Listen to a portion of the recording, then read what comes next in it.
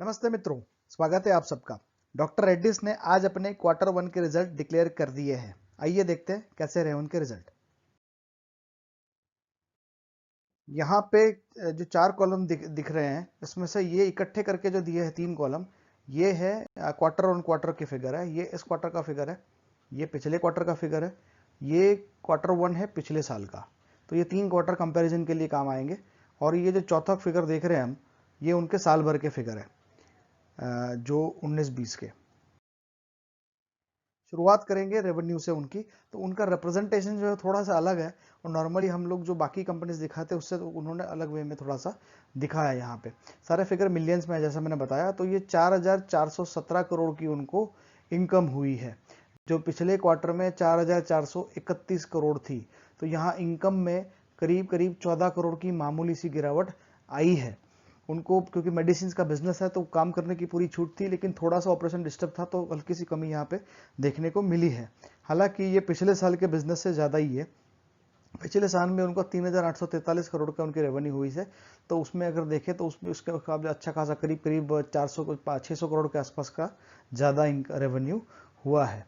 अभी जिसको वो ग्रॉस प्रॉफिट बोल रहे हैं, जो उनका रेवेन्यू, जो कॉस्ट ऑफ रेवेन्यू को निकाल देते हैं, तो ये 2475 करोड़ के उनके ग्रॉस प्रॉफिट दिखा रहे हैं, जो 2280 करोड़ था उनके पिछले क्वार्टर के अंदर, और 1980 करोड़ का 85 करोड़ का उनका था लास्ट ईयर सेम क्वार्टर में। तो यहाँ पे अगर देखते हैं तो उनके ग्रॉस प्रॉफिट जो है उनका इनफैक्ट वो बड़े हैं इवन पिछले क्वार्टर के मुकाबले भी। उसका मेन कारण यह था कि कॉस्ट ऑफ रेवेन्यू पिछले क्वार्टर में ज़्यादा था। अब ये जो उनके SG&A एक्सपेंस है, रिसर्च एंड डेवलपमेंट एक्सपेंस है, इम्पेयरमेंट के जो एक्सपेंस है, वो सबको उन्होंने यहाँ पे टोटल मारा हुआ है, और ये टोटल जो आया है वो 1664 करोड़ का आया है। तो फिर उन्होंने इसका डिफरेंस निकाल के बताया है कि भाई ये में से ये गया तो हमारे पास जो है ये 8,810 करोड़ का हमें जो है वो ऑपरेटिंग प्रॉफिट जैसे हम नॉर्मली कहते हैं वो हुआ है, जो 660 करोड़ था पिछले क्वार्टर में और 794 करोड़ था लास्ट ईयर सेम क्वार्टर में। अब इसके अलावा उन्होंने कुछ ये नेट फाइनेंस इनकम दिखाई है, तो जो कि 605 करोड़ की है, और शेयर ऑफ प्रॉफिट वो जो दूसरे उसमें से आया है वो करीब 7.7 करोड़ का है। तो 810 करोड़ में ये 60 करोड़ और ये 77 लाख जुड़ गया। तो ऐसा करके उनका जो प्रॉफिट बिफोर टैक्स हुआ है वो फाइनली 878 करोड़ के आसपास का हुआ है, जो पिछले क्वार्टर में 714 करोड़ था, तो उससे ये बेटर ही हुआ है। हालांकि टैक्स का एक्सपेंस जो था वो इस क्वार्टर में उनको ज़्यादा रहा है। ये आप देख रहे हैं यहाँ पे सिग्निफिकेंटली करीब करीब 300 करोड़ के आसपास का टैक्स का बेनिफिट जो है वो हुआ है, जिसके चलते उनका प्रॉफिट फॉर द पीरियड है वो सब्सटेंशियली कम हो गया है। यही कारण रहा कि उनका अल्टीमेटली जो प्रॉफिट आफ्टर टैक्स जिसे हम कहते हैं वो 479 करोड़ रहा है। क्योंकि वो कम हुआ है पिछले क्वार्टर के मुकाबले, जैसा हम देख पा रहे हैं। तो यही कारण रहा कि उनका अर्निंग पर शेयर जो है वो ड्रॉप होके 34.94 के आसपास आ गया, जो पिछले क्वार्टर में 46 था। तो ये 46 से 35 पे अभी तो आ गया है। हालांकि अगर ये ऐसे ही अगर बना रहेगा, उनका पिछले साल भर का 117 के आसपास था, तो अभी ये देखना इंटरेस्टिंग होगा कि ये अभी पिछले क्वार्टर में पिछले साल के मुकाबले देखें तो उनका 40 के आसपास था, लेकिन बाकी आने वाले क्वार्टर में फिर जो पिछले साल के Q2 Q3 Q4 में इनकम कम हुई तो ये EPS उनका कम हो गया था। तो अभी तो ऐसा लग रहा है कि ये 35 के आसपास का है। तो 35 इंटू 4 करते हैं तो ये करीब 140 के आसपास होता है। तो अभी तो ऐसा लग रहा है कि ये अर्निंग पर शेयर के हिसाब को ये आसानी से इसको ओवरटेक करके करीब करीब 130-140 तक की अर्निंग पर शेयर इस साल का जा सकता है।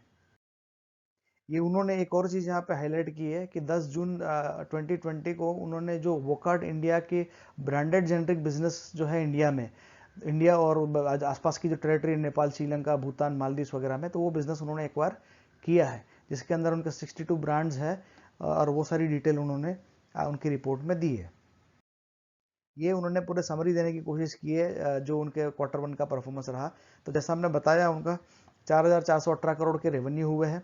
ये ईयर ऑन ईयर बेसिस पे 15% अप है, लेकिन क्वार्टर ऑन क्वार्टर बेसिस पे 0.3% डाउन है। तो पिछले साल के अगर क्वार्टर के हिसाब से देखें तो 15% ऊपर है, जैसा मैं ऑलरेडी आपको बता चुका हूँ।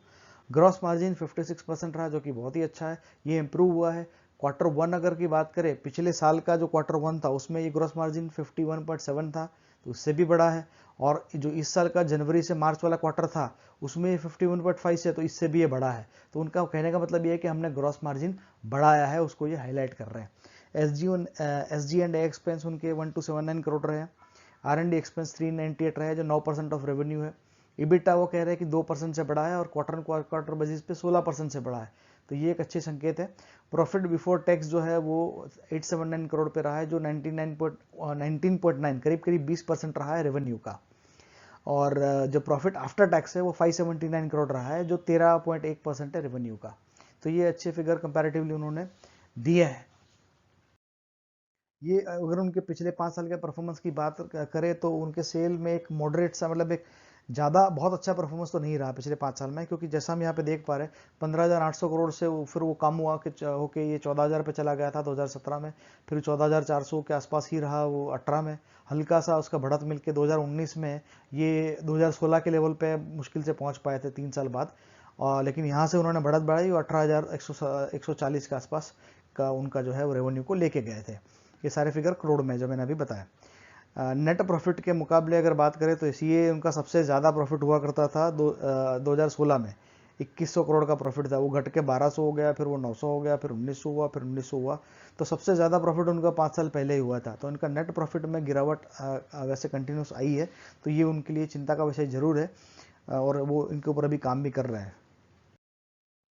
ये उनके प्राइस चार्ट की पैटर्न रही है, जैसा हम देख पा रहे हैं तो 60 के आसपास का लेवल था 1999 में, आज से 22 साल पहले ये 60 का रेट था और अभी ये 4110 के रेट के आसपास का इसका वैल्यूएशन है, जैसा कि हम देख पा रहे हैं। तो ये बहुत ही अच्छे 60, 65, 70 टाइम्स रिटर्न जो है उसने दिए है 20 साल के अंदर, जो कि काफ़ी अच्छे रिटर्न हम इसको कह सकते हैं।